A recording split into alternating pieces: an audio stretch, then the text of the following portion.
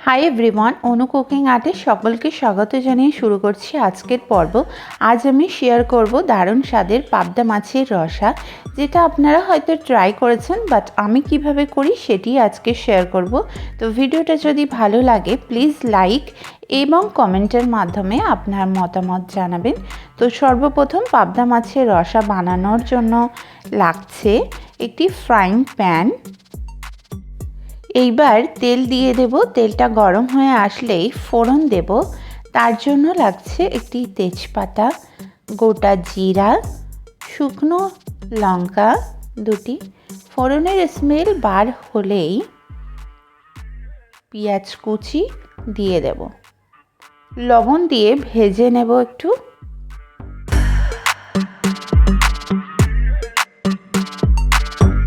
পেঁয়াজটা যখন ভাজা হয়ে যাবে দেন 5টি চেরা কাঁচা লঙ্কা দিয়ে দেব। আপনারা আপনাদের পছন্দ মতো ঝালটাকে কম বা বেশি করে নিতে পারেন। নেক্সট টমেটো দিয়ে ভেজে নেব। পেঁয়াজ এবং টমেটো যখন সফট হয়ে যাবে তখন 1/2 চামচ আদা রসুনের পেস্ট দিয়ে ভেজে নেব। ভাজা যখন হয়ে যাবে অল্প একটু জল দেব এবং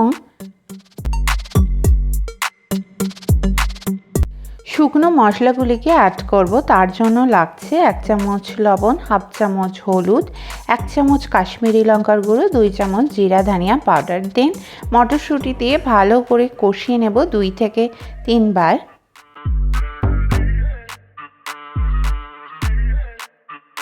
নেক্সট কারি পাতা দিয়ে দেব, আরও একটু কষিয়ে নেব। কষানো যখন হয়ে যাবে ভালো করে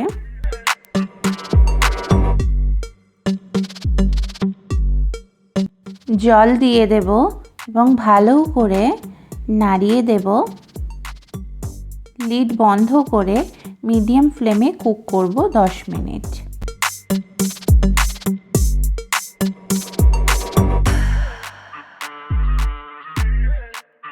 দশ মিনিট পরে ফিরে এসেছি। বন্ধুরা দেখুন গ্রেভি কতটা গাঢ় হয়ে গেছে। এইবার আগে থেকে ভেজে রাখা পাবদা মাছগুলিকে গ্রেভির মধ্যে দিয়ে দেব। এখানে মাছগুলি ভেজে দেখাইনি, কারণ আপনারা জানেন কিভাবে ভাজতে হয়। ভিডিওটা অনেক বড় হয়ে যাবে, তার জন্য স্কিপ করেছি। নেক্সট ধনিয়া পাতা দিয়ে দেব এবং চেরা কাঁচা লঙ্কা 3 থেকে 4টি দিয়ে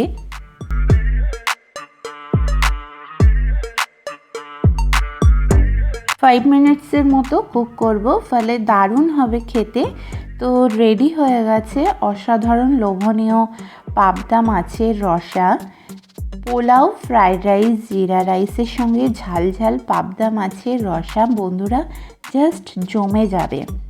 এমনই নতুন রেসিপি দেখতে প্লিজ চ্যানেলটিকে সাবস্ক্রাইব করে আমার পাশে থাকবেন এবং নোটিফিকেশান পেতে পাশে থাকা বেল আইকন অবশ্যই প্রেস করে রাখবেন। এতে করে যেটা হবে আপনারা কোনো ভিডিওটাকে মিস করতে পারবেন না। সকলে সুস্থ থাকবেন, ভালো থাকবেন। ধন্যবাদ।